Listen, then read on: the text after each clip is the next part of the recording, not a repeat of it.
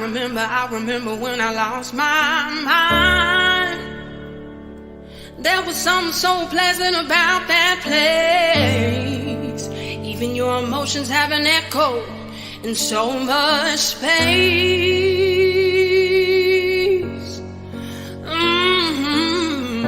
And when you're out there without care, yeah, I was out of touch. But it wasn't because I didn't know enough. I just knew too much. Does that make me crazy? Does that make me crazy? Does that make me crazy?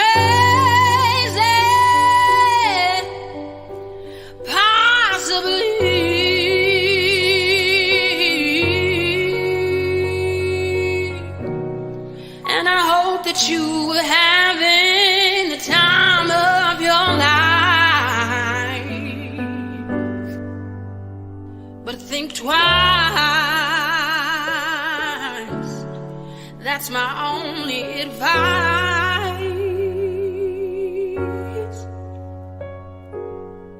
Come on now, who do you think you are? Bless your soul. You really think you're in control? I think you're crazy.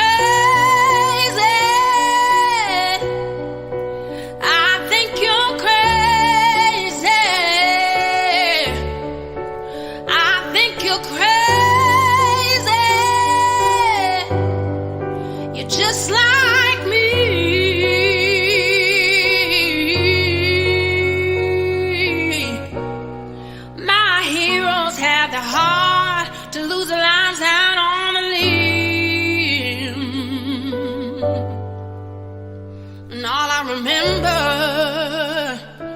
is thinking I wanna be like them.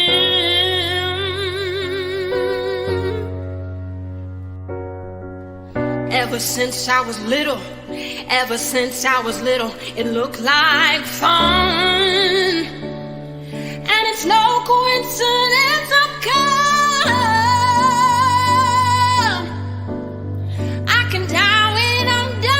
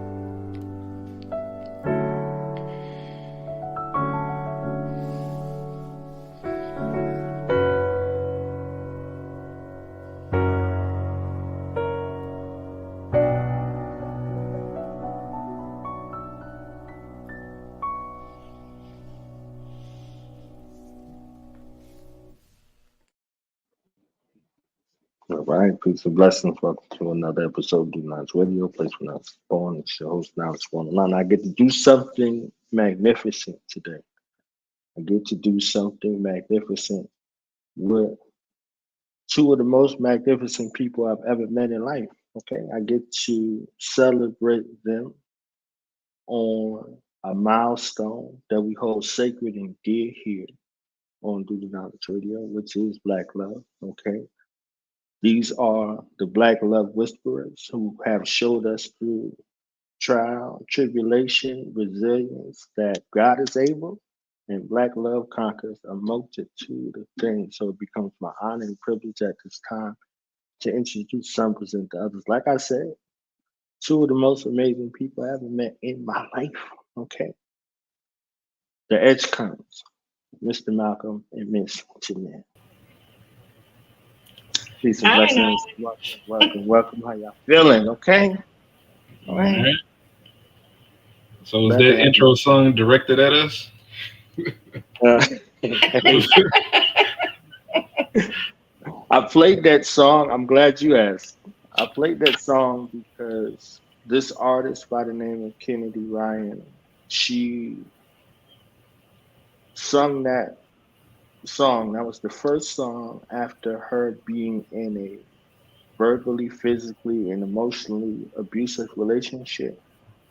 The man she was with for 7 years loved her and hated her at the same time. He hated her voice, he hated her light, and he wanted to knock it out of her. He told her that she would never sing again, nobody would ever listen to her, and what have you. And this was her first song back, you know, first song reclaiming her victory. And when she started, right before she started, she was crying. And at the end, so when you hear her at the end with the whew, she's composing herself because she did what she thought she would never be able to do again. So in the space of defying odds, uh, it's an ode. So an ode to resilience, an ode to love, and walking by faith and not by sight. So I think y'all embody that a little something, something, right? I think y'all I embody that a little something, something. yeah, So yeah. When you break it down like that, I got moments where I'm pretty sure people on the outside looking in was like, "Y'all got to be crazy." So mm, yeah, so I'm glad I got y'all both here today. As y'all know, I love movies and TV shows, and I wasn't really a super duper fan of Martin, but I was a fan of a couple of episodes. And one of them was when they told this story to Cole and Pam and Tommy how they met, right? He told his version, she told her version, and then the truth came out. So I wanted to start there because Miss Jeanette loves you so much, Malcolm. I heard how y'all met, okay, a few times from her mind. So if you don't mind, sir, I would love to hear your recollection of said events.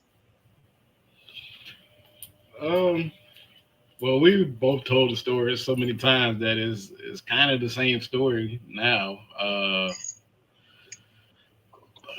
I don't know what year of college. I guess it had to be um,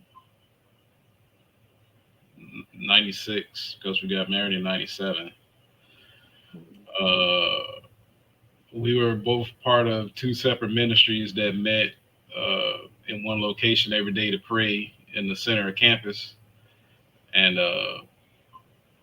I think my brother, who was already a student there, I think that was my sophomore year, he introduced us. Um, thought nothing of it because we, were in different ministries, we went to different churches, so we didn't really interact with each other only during that prayer time, at noon at the center of campus. So later on in that year, I had some papers or something for some classes that needed to be typed, and so I was in the computer lab, chicken pecking on the keyboard trying to type up this paper, and I think Jeanette was already in the lab with some of the other people from ministry. A lot of us we did hang out, other than the church, other than the noon meeting under the tree, which is where we met, was under the tree. And sometimes we would hang out, and a bunch of us were in the computer lab. I was chicken pecking, and I think either somebody suggested that you help me type it, or you came and asked me, "Did you need some help typing it?" And I was like, "Yeah," because I would have probably been there till 6 o'clock in the morning typing that thing. And I think that was our first, like, interaction, and it kind of went on from there. And I guess, you know meeting every day, I guess, God started speaking to me, and he was like, um I think that's your wife, or God said, that's your wife. And so I went to her, like she says in her stories, and I presented the situation, and she rejected it at first, and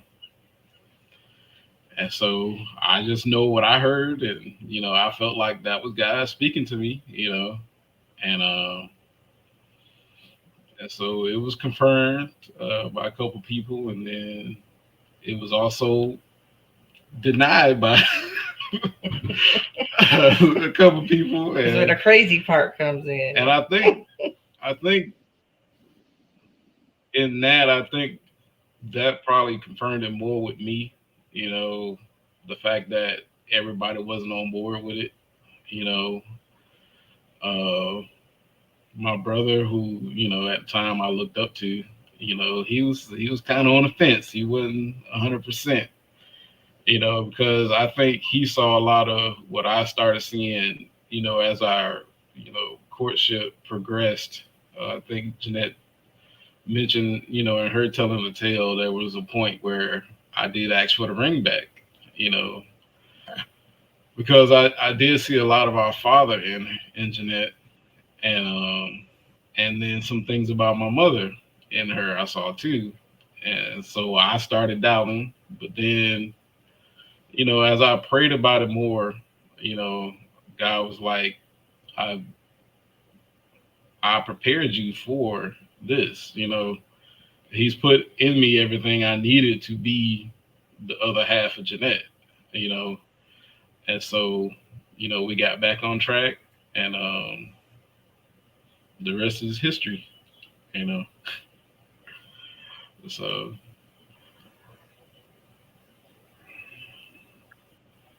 but Faith, we do go into detail. We did put out a podcast episode where we did go into detail. It's kind of a long story, and I know we don't want to, tell every little detail, but it's y'all day, okay? We celebrating y'all. It's the Edgecombe day. We celebrating. So, we have the time, we have the space, we got the range to hear it. So when you saw her, what was it about her that confirmed your connection?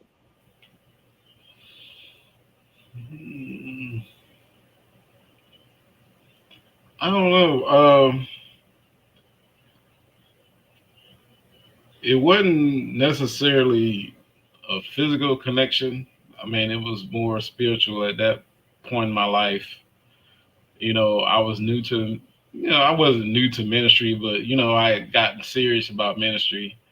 And so I wasn't approaching her on a, physical attraction type thing. It was more of a spiritual connection. And,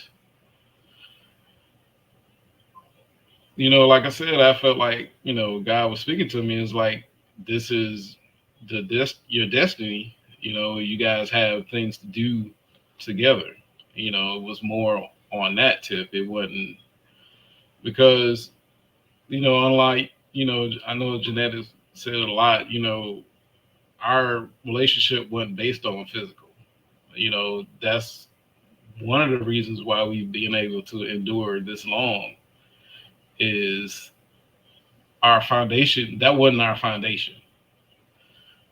So our foundation was on our connection to each other, our connection to God, and our connection for the purpose that He had for us, and while we're together, and so when we've gone through this 27-year roller coaster, we were able to stay on the ride, you know. So,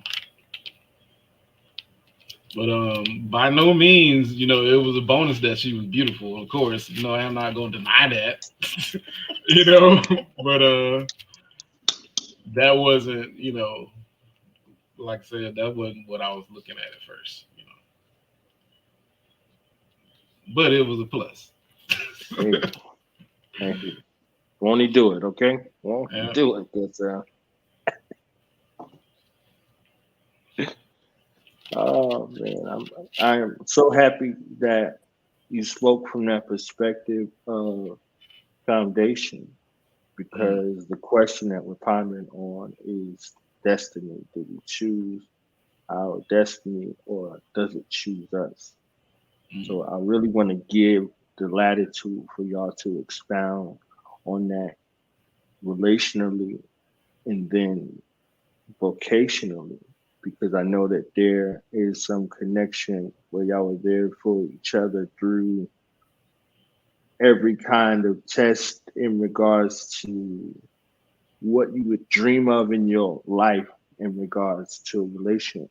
So I want to take it through the various stages if we could. The courtship, I understand the courtship was a year, and y'all made some commitments and covenants with one another and what that process looks like. So I want to start there in regards to what did that destiny look like for you in regards to the question, do you choose it or did it choose you? And then how did that look in regards to your courtship for one another? mm. Uh, I think it's a little of both. Um, you know, God presents it to us, but it's still, up to us to accept it. He still gives us free will. You know, uh, we chose to be celibate. You know, there was, even though we tried our hardest, there was still a lot of opportunities where we could have chose not to be celibate.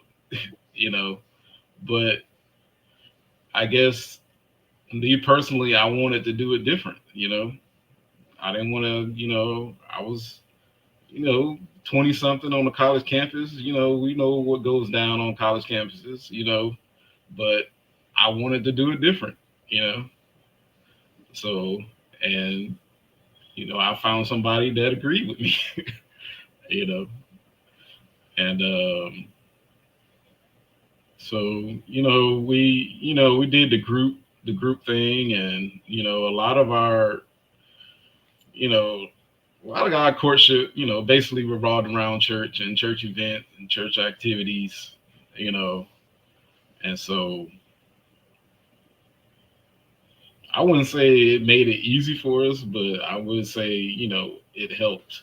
In the fact you were at college, so you got college events, and there's a lot of opportunities, to get to know each other and stuff like that. So we just took advantage of that, and it worked out for us. We have to be intentional. Yeah. Um, we had to be intentional. I remember at the beginning of every one of our dates, we always started with prayer and like a small Bible study. And when you're doing that, when that is your foundation, even if we're going to the movies or if we're going to play games or do whatever, going to dinner, we start that time together with God, which is going to remind us, what the word says about, you know, staying pure until you're married and things like that. So, um, we really just had to be intentional. I mean, we wanted to do something. We were both reaching out to friends to see who was available, you know? So, and if it was like if no one was available, then we would have to reschedule because too much alone time, we all know we're young, you know? You get a male and a female together, they're young, they know they're going to get married, and the flesh is going to take over. But we were adamant about not hurting God, not disappointing God more than us disappointing each other. But if I respect him and his wishes and the boundaries he set and the standard that he set on his life, then I'm going to respect that, and vice versa. So when we had the conversation, I don't even know how it came up, but it was like, okay, now that that's, you know, out of the way, we don't have to worry about that, So it actually gave us the opportunity to really get to a level of intimacy that I see a lot of couples are missing because the physical aspect is introduced so early. We didn't have that to complicate things.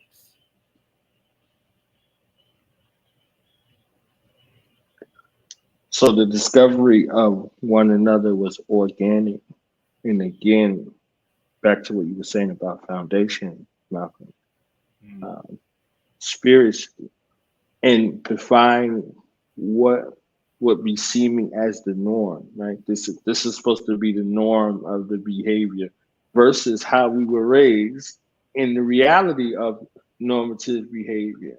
We saw the okay, my first taste of quote unquote freedom. I'm just buck wild out here. So your faith and y'all found each other in your faith. And the faith was the foundation. And not only did y'all have it as a foundational mandate, but continue to nurture it with each interaction. I think that's very important to note. So fortifying through the process of two becoming one in that sense. And every time y'all met together, that was the foundational purpose in the capstone, and also the barrier, the barrier to keep y'all from, you know, uh, finding yourself in error. So I Mm. think that's powerful to know. Very, very powerful to know. So I won't necessarily ask for the specifics of the courtship because I mean one thing is very clear, but when y'all look back at it, 27 years, right? How vital was this year of courtship and y'all being intentional? How did it set y'all up for success to go into the marriage and then endure through the fortification process?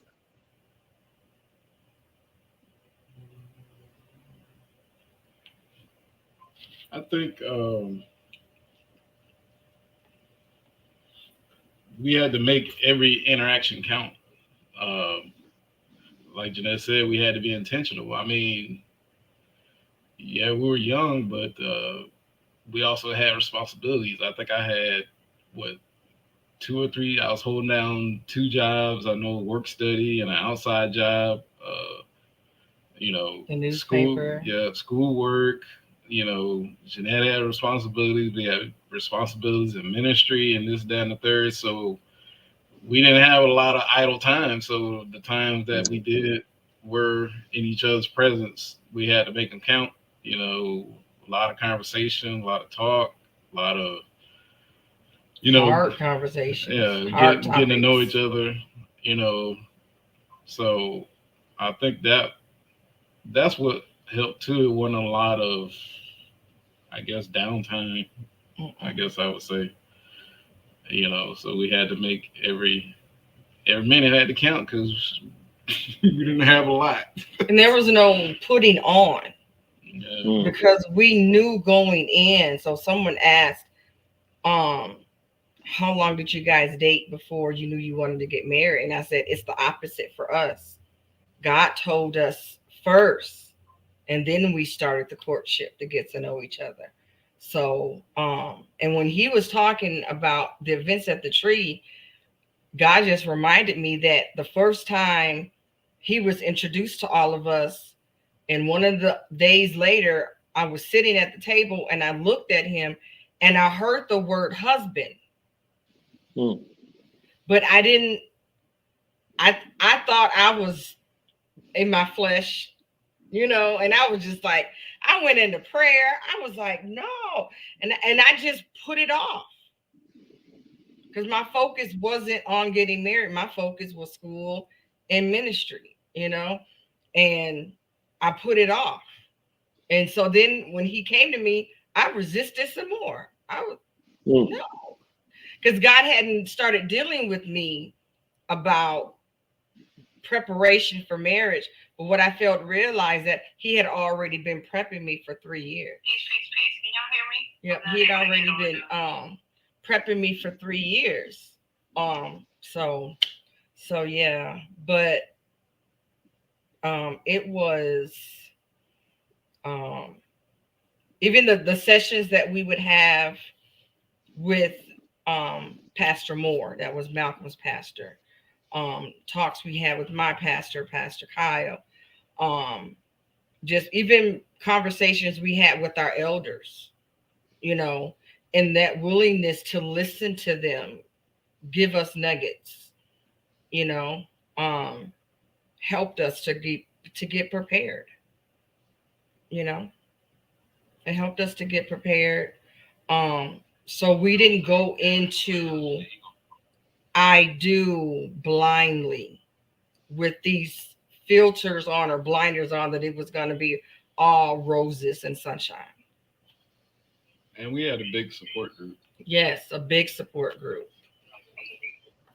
Big support group.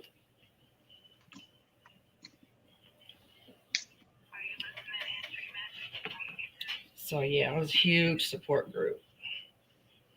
I mean, there's one couple, um, they were married a year, and I think I spent a lot of time talking to her, and they were so mature in their marriage. At the onset of their marriage, I still hold on to things that I learned from their marriage. And then another friend, they just what 29, they just had 29. Um, a lot of things that they poured into us and to me, I still hold on to. Plus, all the older couples that I spent time with that kind of just took us in. All of that was necessary because we were embarking on something we'd never done before. So yeah, we were grown, but we weren't grown, if that makes sense. Mm. You know, I think now we've grown. No, our marriage is grown now, you know. But we are still coachable. We are still teachable, you know. So, and I think that's one of the things, the fact that we were open, you know, we were open to hear what wise elders had to say. I'm gonna put it that way. Wise elders had to say. Because just because someone is at a certain age doesn't mean that they have wisdom to share. Mm. So the topic of the idea of marriage, your ideas, your perspectives, your vision, attitudes for marriage versus the reality. How have they changed? How have they shifted? If they have, and what were those initial sort of views going in, and if they changed, how have they been shaped by 27 years of experience?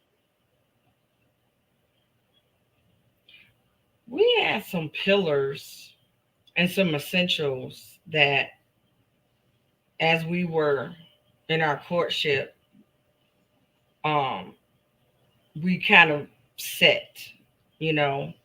I remember Malcolm saying that we're not going to be roommates, you Mm-hmm. know, talking about household chores, you know, because people don't have those conversations, you know. What else? Just knowing that we were both college students. Um, when we got married, I was one semester from my internship as a student teacher, you know. So that meant things were going to look different because at that time you were not allowed to have a job while you did your internship. So that meant no income coming in on my part. So everything was on Malcolm. So we had to prepare for that. Um, just, I mean, it's kind of hard to pinpoint because we were kind of like a young old couple, you know. It was just like we thought ahead, we were planning, we were writing things down, you know, we were intentional, you know, we knew it wasn't going to be, there was no honeymoon.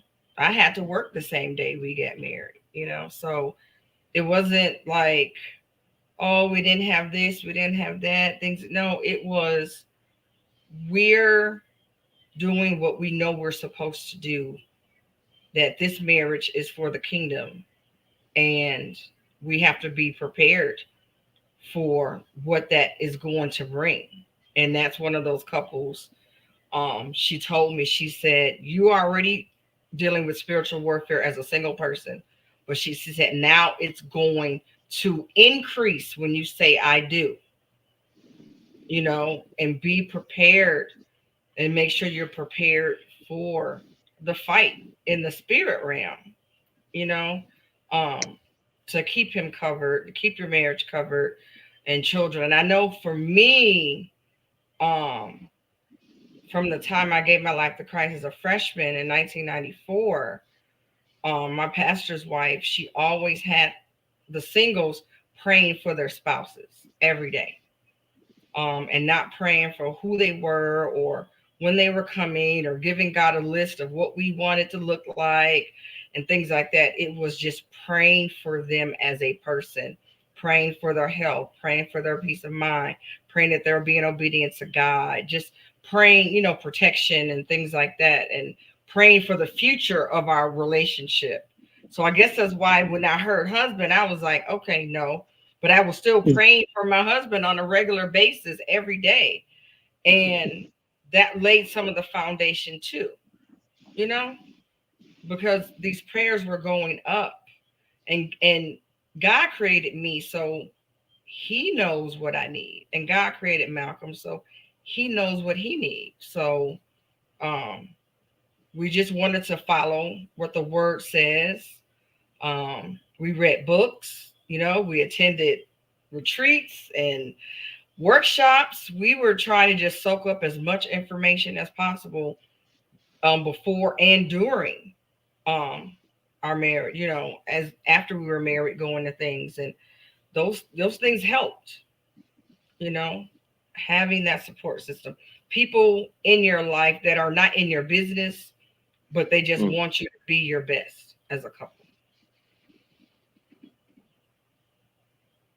Sir, any thoughts? As far You as said I gotta follow that. well, as far as my expectations for marriage, you know, back then our only examples were the Cosbys and you know, stuff like that. My parents were married, but I just knew I didn't want to do it like how my dad did it. You know, uh,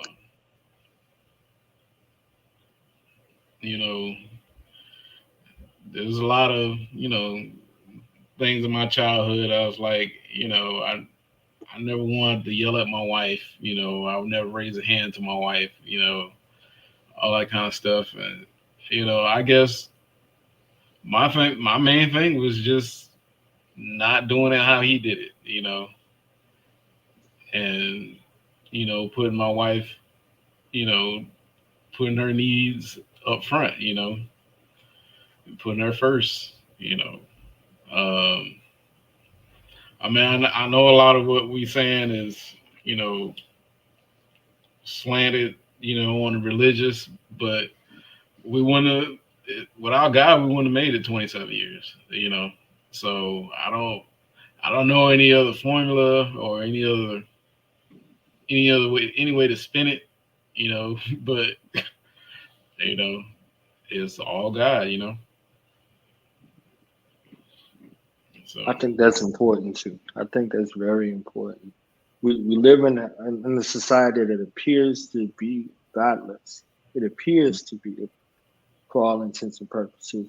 To know that God is a foundation, an inspiration, a motivation, and elevation in your life is very important. I don't think we give that enough credence. I think they do as much of a job as they possibly can to seek to deter that image. But that's the real life image. You know, whatever your faith is, whatever path you walk in that direction and connection with the Most High, I think is very powerful to me because that's a motivation for those who are out there that are living this way and they don't see themselves. So definitely, you ain't got to spend it; you live it. You see what I'm saying? You live it, and you both provide a inspiration for those of us to continue the sojourn. So very thankful for it. Very, very thankful. So let's talk about this first couple of years of marriage type of situation. Y'all, y'all said I do, or what it do, or how it do, right? Mhm. And going in to these first couple of years of marriage,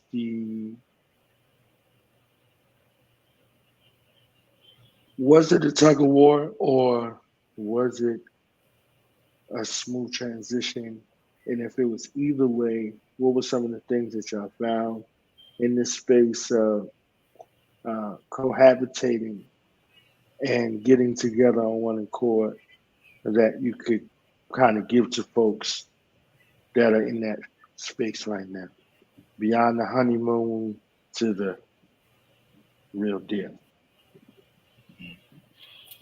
Uh, I mean, the first 5 years are, real pivotal in any marriage. I mean, yeah, we had a short courtship, only a year. And so, that first 5 years, you're still getting to know each other. You're still getting to know, you know, triggers and, you know, uh, still learning how you fit, you know, how you fit in their life, really. You know, it wasn't smooth sailing, by any stretch of the imagination. Like I said, it's been a 27-year roller coaster.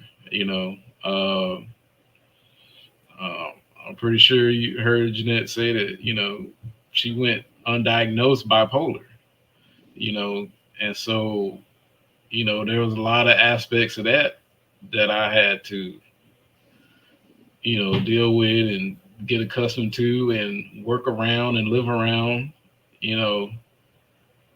Um, and like I said, it was a lot of my father's tendencies I saw in her, and so I learned 18 years how to move around him. So, you know, uh, he wasn't my wife, so I'm like, hey, if I can do it for him, I can do it for her. So like I said, I had to learn, what to say, what not to say, and while also still, learning myself, you know. So um, We were very young. yeah. Yeah. You were 20, I was 21. So we were still growing. We were still developing. And all I can say is you picked the right song at the beginning. Crazy is the right song because even my parents, when we would go visit, my mom would always ask, and my sister, how do you deal with her? Mm. All the time. And his response was always, she'll be okay. She'll be all right. And that was their conversation. I stayed out of it, but they were asking him to check on him to make sure he was okay. Okay. They were making sure he was good because they knew they knew how I was, but even they didn't know what it was. And so he has support from my family, you know, which I think helped us is that I'm thankful that my parents they're not the type of parents that just because we're their children, we're always right and they're going to side with us. If I've spoken to Malcolm in the wrong manner or whatever, they will check me, and things like that. And I think that's important you know, for him to have that type of support and everything. So it was I remember that first month we'll be sitting in the living room, and then I would just get quiet. He'd be like, "Why are you not talking?" And I'm like, "I'm waiting for you to leave." It was, you know, because it was this, you know, we had the barriers of this whole courtship, and now we don't have any. There's no chaperone now. We can be alone now, you know. And it took me a while to adjust that. Okay, sleeping in a bed with somebody, I never done that before, you know. So even trying to find out what's your side and my side, what side do you want to sleep on, and furniture placement, and who's cooking, and we will both be planning to cook, so we had to learn to communicate who's going to cook, when they're going to cook, and things like that. So it was just something that we both didn't want what our parents had. So we both come from two-parent households, but I didn't want my parents had, you know. So we both were thriving to do it differently from the beginning, and not bring in the stuff from how did his family handle this situation or how my parents handled it. It was, how are we going to handle it? What's going to work for us? And that's those formative years did. How he has survived my landmine of shoes being left all over the house, I do not know. But there are shoes here, there, everywhere. You know, it's those little things like that, you know, that I'm trying to get better. And it's 27 years. I'm trying. I'm trying to get better. I'm gonna be honest, but that is it's those little things like that that if you can't laugh about them, it can destroy you. You know, you got to be able to laugh at stuff and laugh at yourself. And I wasn't. I think what made it so rough for him was the fact that I didn't know how to laugh at myself. I didn't know how to let stuff roll off my back like a duck. You know, I took everything personal.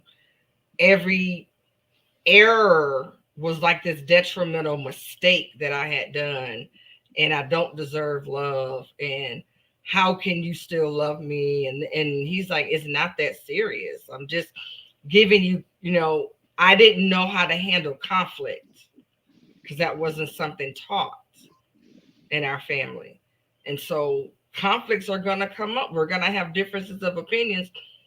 And I've apologized to Malcolm over and over and over the years that I would shut down on him because he would say things like, you might want to work on this, and this, all in love. But because of how my brain was wired at the time, and I didn't have any tools or skills, I didn't even know what was going on with me. I took it as an offense. And so I was shut down for 2 weeks. I mean, 2 weeks in a 1-bedroom apartment and not talk. You know, and I have since learned that that was abusive. You know, that was wrong. I shouldn't have done that to him. You know, if anything, say I'm thinking about and processing what you said and put a time on it when we're going to come back to the topic. But I didn't know that then. And so his patience and his unconditional love, you know, is so strong that I'm thankful every day, you know, because there was a lot of times I was not talking to him, not even a good morning, nothing, just silence and attitude, slamming cabinet doors, slamming doors, huffing and puffing. Who wants to live like that? I don't know how many times he probably sat outside before he came in the house. Because he never knew what mood I was going to be in. The mood swings were horrible. There was no stability there. But he's always had a way to ground me. And that's how I know he's my person and I'm his person. Because the sound of his voice will settle me and regulate me.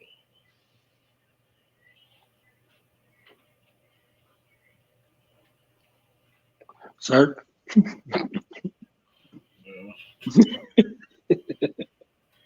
I mean, there's really no, it's rebuttal to that or whatever. But I guess what I'll say is, through all of that, I guess what I clung to was the vows, and the promise that we made for God, and I kind of repeated that as a mantra, and that's what got us through those first 5 years, So. And it was rough because you lost your dad. Yeah, the my first dad. year. Yeah, he died the next. Well, was it that Christmas? Or was it the next Christmas? Yeah, it was like within a year after got married and my dad passed away. So, dealing with a lot of emotions there, and and I think my brother moved to Nashville, and so I was dealing with that. So basically, I was by myself then, so so I guess I had to, lean into, making it work, because I know there wasn't no other option, you know. So When you said that, it reminded me of something that Pastor Kyle had said to us in one of our sessions with him. And um, he said, and this was before we got married. So he said, I want you guys to think about this.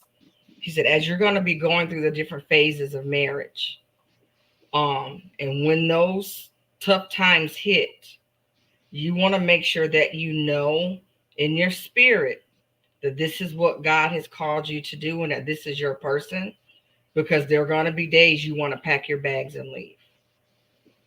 But knowing that you're in the will of God, you will stay as long as it's healthy, you know. Um, and that has stuck with me. There are a lot of things that we've experienced that a lot of people have gotten divorced for, but they were temporal. It wasn't long term. It was just a phase. Part of those phases that you go through, part of those growing phases, those growing pains. And I'm glad that both of us were clinging on to our relationship with God to make sure we saw, we didn't quit, you know.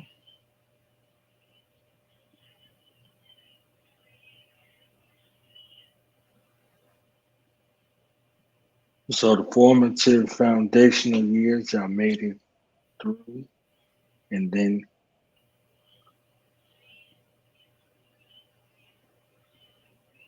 We how had a do lot.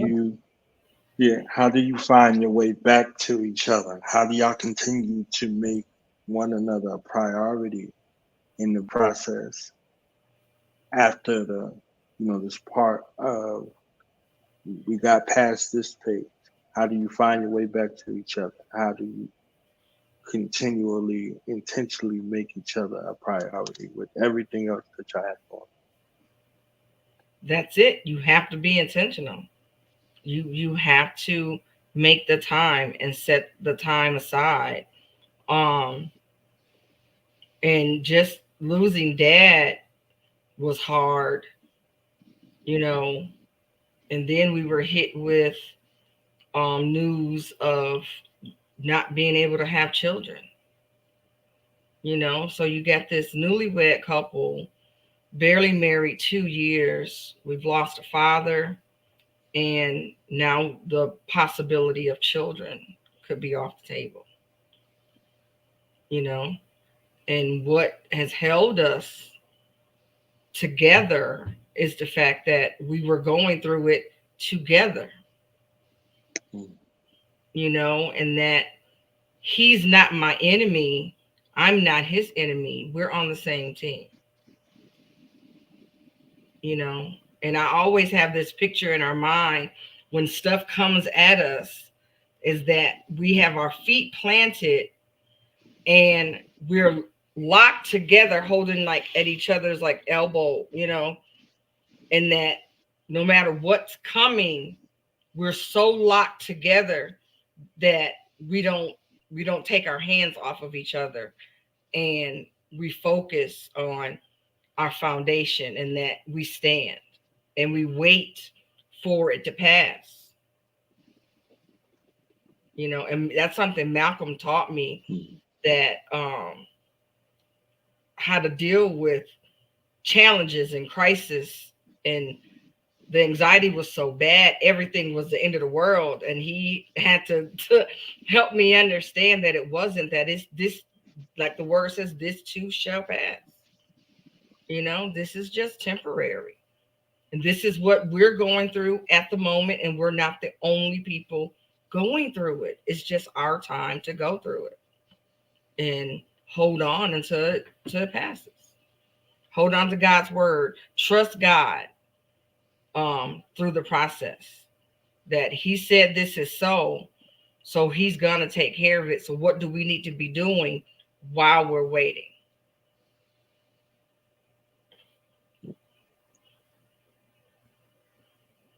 So you both mentioned creating a world that neither one of you had known before, as far as marriage is concerned. Where did you both go to find that example? Because you know, oftentimes if you don't see it, you can't be it, right? You could want those things, but if you don't have places where you go to see it, to visualize for that spark, to create a new normal in the family dynamic. So how did you both, or where did you both go to see that example? Well, I guess for me, like I said, just doing the opposite of whatever my dad did, that helped. We did have, like I said, we had a big support group with the college ministry and both of our churches. We had a lot of couples, you know, in the church, and just like I said, you know, it was no shortage of people to get advice from, you know, and then a lot of it was, you know, just acting on what God had put in us already, you know. When certain conflicts arise, and like I reminded Jeanette of the dumbest fight we ever had was over beans and rice. Like I said, I'm from Florida and Jeanette is from Wisconsin, so you could imagine, you know, food trends are different. And she wanted her beans separate from her rice. And I'm like, I had never heard of that. I'm like, you put the beans on the rice, and we actually had a for real argument about that. And at the end of it, I had to admit, you know, I'm like, and I said out loud, this has got to be the dumbest argument of any argument anybody has ever had, you know, and just the fact that you can, you know, realize that and acknowledge that and move past it, you know. So of course after that, I know, you know, and then over the course of 30 years, now she's putting beans on the rice, you know, so it's just yep. Looking at my family crazy because they don't put their beans on their rice. You know, it's just stuff you can, you know, of course, years later you can look back and laugh at it, you know, but like she said, not seeing every conflict, everything that came up as the end of the world or our marriage is on the ropes type of thing. Just realizing that that's part of life. Even though our foundation was God, there was still going to be some conflicts, and you just got to work through them and work past them, you know. And so that's what got me through, basically, is knowing that everything we came up against was not the end of the world, and our marriage went on the ropes just because we had a conflict. And he helped me because, our backgrounds are so different. And I know everybody says that, but I come from a background of, he always says that I grew up rich, but I did grow up rich. It's just my dad was in the union. He was a Teamster, and, we grew up not wanting for anything. And there was no struggle growing up. My dad made really good money. My mom was an entrepreneur when I got a little older. And so we had a surplus. And so I didn't know, I'm going to say I was so sheltered, I didn't know what hard times were, so he's had more experience with that. So that's why I was like freaking out and panicking that I didn't have any experience. So he had to help me. He really had to help me with that, because in that sense, I wasn't ready for being untethered from my parents. It wasn't like I was calling them for money. We've never had to do that or anything like that. It was just, I was no longer under the umbrella of my mom and dad. Now I'm under Malcolm's umbrella. We have our own family. And now we have to figure out life. And again, we're still in,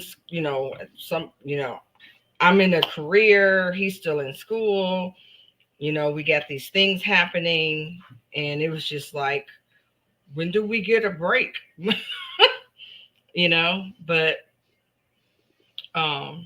as you can see, stuff can hit us now and we kind of just blink at it, and it's no big. It's just like, it is what it is. And being a wife that can submit to what your husband is trying to teach you, to expand you, to elevate you, I think that's important, but also in turn, because people always want to quote, wives submit unto your husbands. They forget that. Just go up a few verses. It says that we're supposed to submit one unto another, because we both have gifts and talents. This is our marriage together. So there's going to be a time where there's going to be something, I get the idea or he gets the idea, and we as a collective are going to do that thing. But we've never had a power struggle, even though we used to have so many arguments. Oh my God. I will blame it on me. Mostly my fault. I have no shame in admitting that it was me. Not a cuss word to each other. Never called each other out of a name. Never thrown anything at each other. No hitting. Just some very loud words. Very loud sentences at each other, but there was still this level of respect because you are a human being. Outside of being my spouse, I'm his spouse. You're a human being first, and how we can have arguments without the derogatory words and without slandering and weaponizing our words, And I've one thing I can say, that we have always fought fair.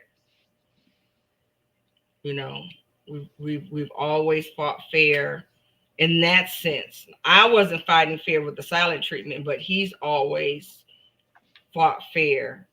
And he's kept his, when he told me about the things that his parents went through and what he's seen and experienced, he has kept that promise these 27 years of never laying a hand on me, never calling me other than Janet or babe or woman. Now, if I hear him say we're in an argument and he goes woman, I will stop, because I know I have hit that last nerve. And that out of fear is just like, it makes me stop and think, what are you saying? Are you making any sense? Are you beating a dead horse? Are you just arguing to be arguing, just to be arguing? Are you trying to pick a fight? And it makes me reflect and think, okay, Jeanette, own your part. Back up a little bit, own your part to what's going on. Does this really need to be escalated like this? And I laugh when I say that, because it's a certain accent he says it in. And it's one of those things where we've implemented one of those tools that we implement to de-escalate a situation. You know, where it's kind of like ding, ding, ding. And it's like, okay, what's really going on? So we've inputted a lot of things that we've learned over the years. And it's trial and error. You know, it's trial and error. Now, y'all both work with couples, right? Working with younger couples, working with couples at different stages of their development. How did that get started, and what are some of the lessons learned from the couples and the people that y'all work with and minister to? How have those opportunities been beneficial to you both and to your union? I mean, we've always made ourselves available, you know, as a resource.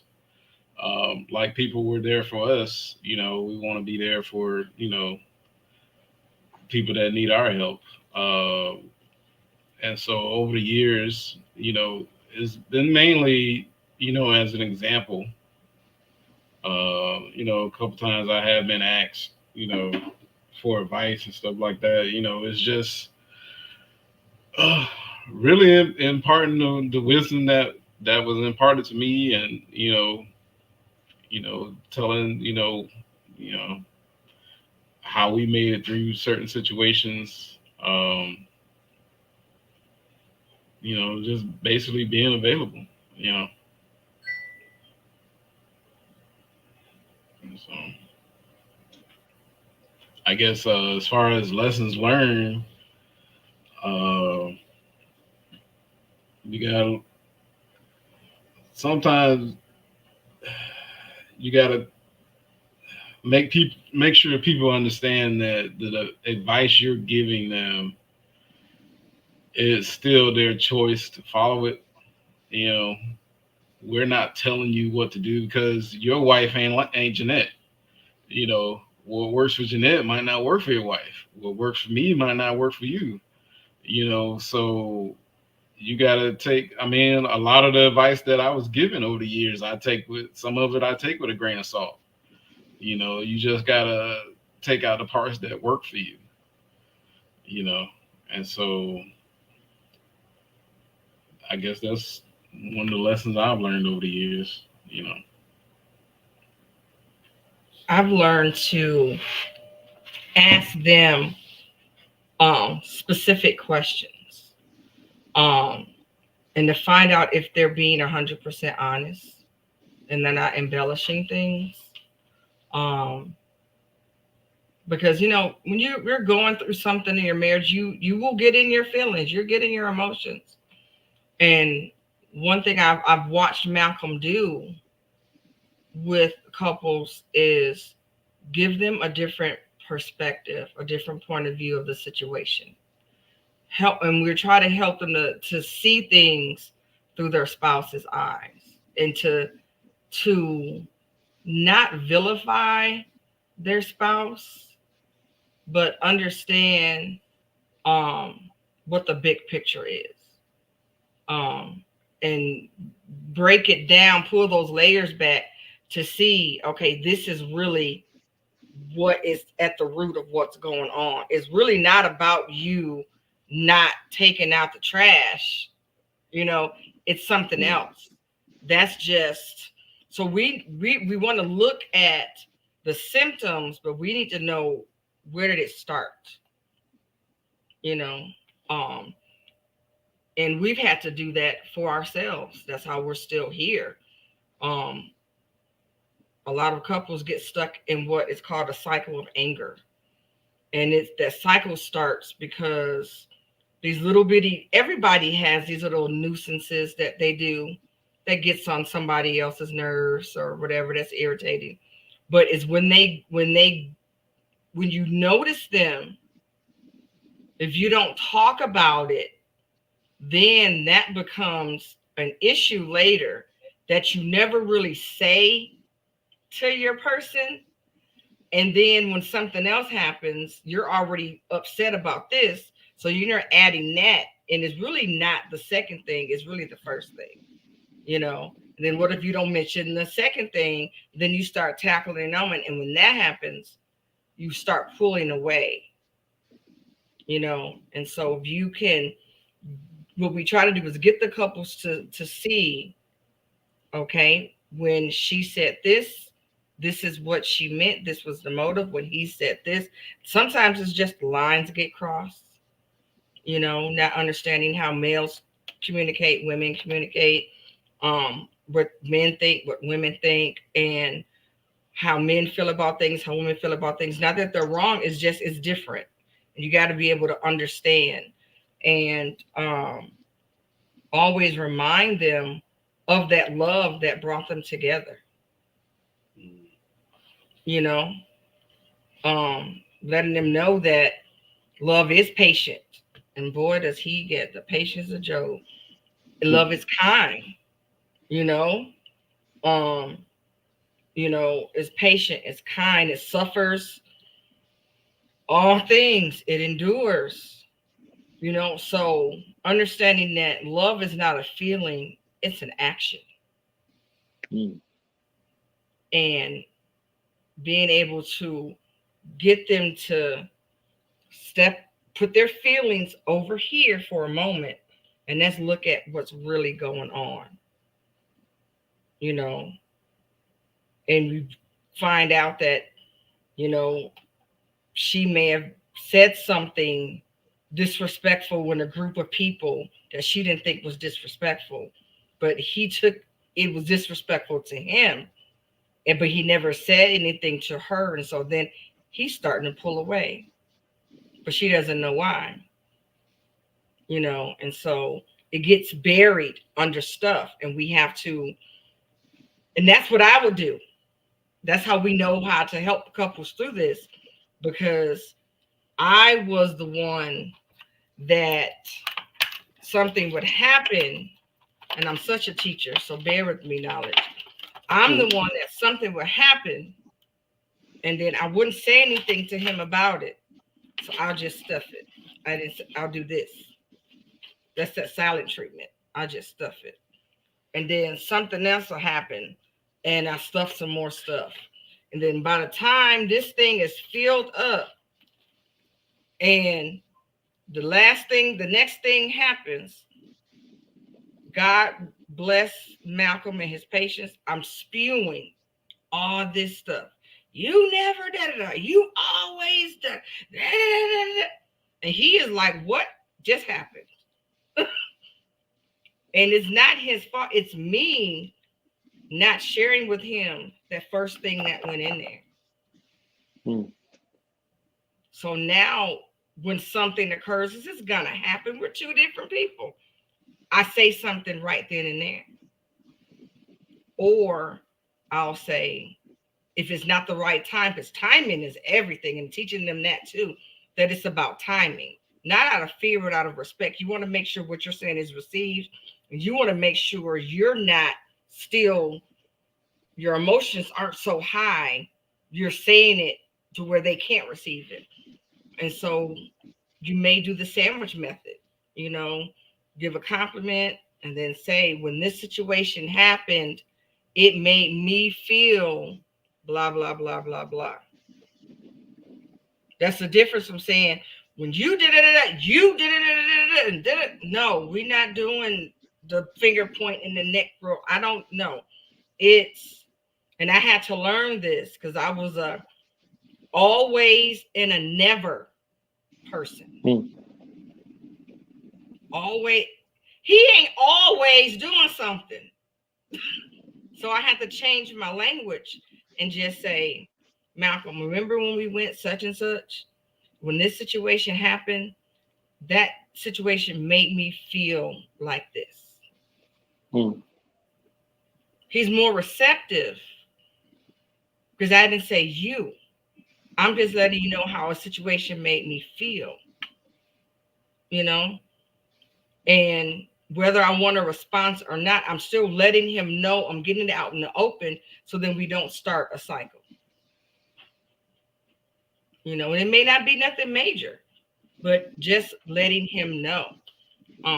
So those unspoken expectations or wants and desires can be detrimental to a relationship.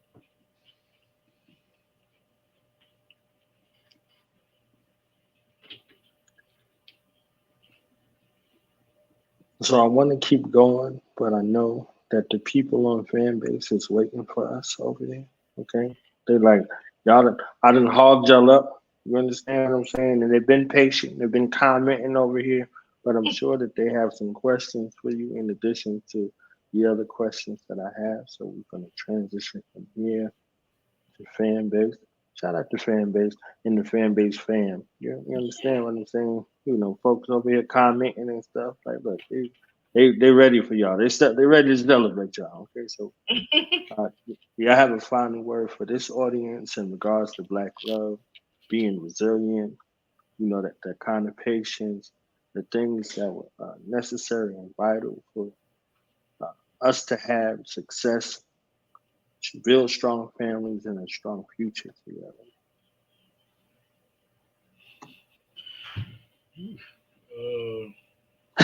I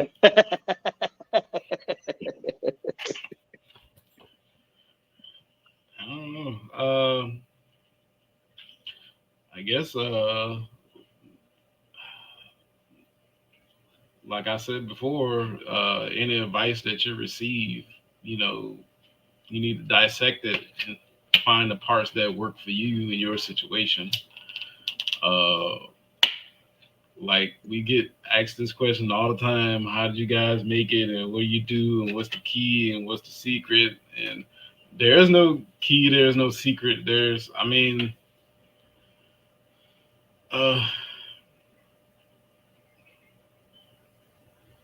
Like I said, I just cling to the promise that I made to her and to God. That's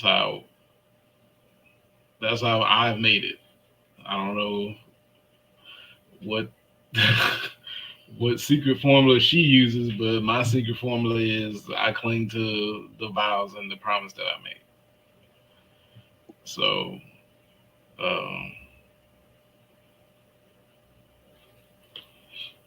that's all I got. I echo the same thing. I know what God told me, and I hang on to that, and I study the word, and I it's like there's a purpose for us to be together. It's not just for us. And we're gonna get through this because we're not the first ones and we won't be the last to go through whatever we're going through. But I made a promise before God. It's a covenant with God that I'm going to love him with all of my heart, and pleasing God is me being a good wife and being, doing what the word says to do, being obedient to the spirit, and I have not faltered with doing it that way. That's the only way I know how to do it, is to go to God and have God show me what to do. Have God tell me what to say, back to that timing, and get clarity from him. And, I've learned how to communicate better and effectively with Malcolm over these 27 years. I didn't have that skill and that ability, but I'm going to say, hold on to your commitment, what God has told you, what your vows are. That same love that you had, that when the ring came out and you said yes, or made you get on one knee to ask her, hold on to that, keep that alive, and do whatever it takes, in a healthy manner, to let nothing separate you two.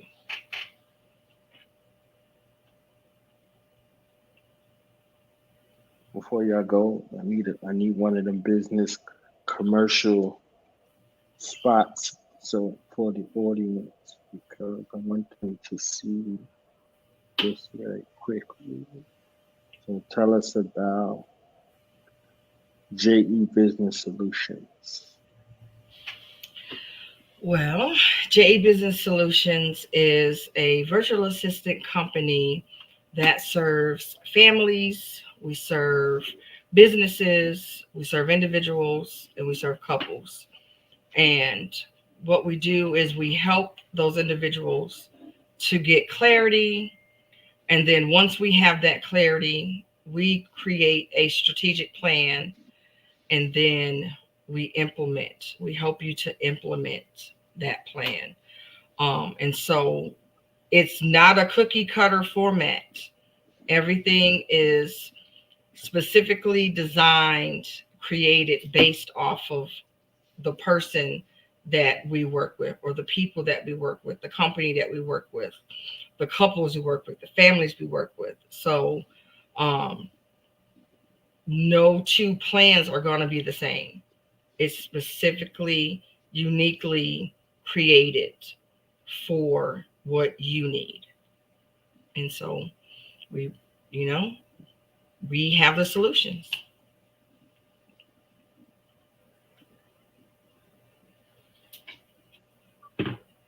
So the link is there. Y'all see it on the screen.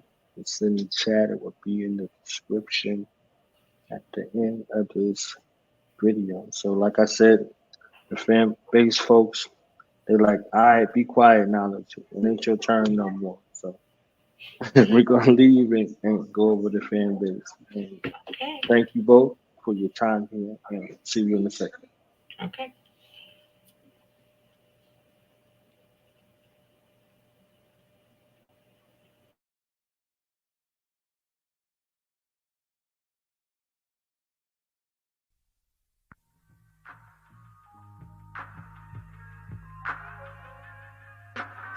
Yo, man, this sister over here, man, I'm trying to see what's good, dude. So my homie over there with the hair, man? Yeah, man, she definitely look like she charged some crystals, man. Oh, yo, she definitely could align your chakra, for real. Yeah, that juvie right, man. Let me see what's good. See if she carry herself like a goddess. Dido sit in this king chair. I need me a queen here. My jeans ain't that baggy. I ain't wearing no tight gear. Harlem, New York. I talk with Malcolm and Garvey walk. I only kill that mattress, draw your outline and body chalk. I ain't trying to be nasty, but I tell if you ask me. Plus these sisters need to know my lap ain't no fag seat. No haste for procreation. I ain't wasting your company.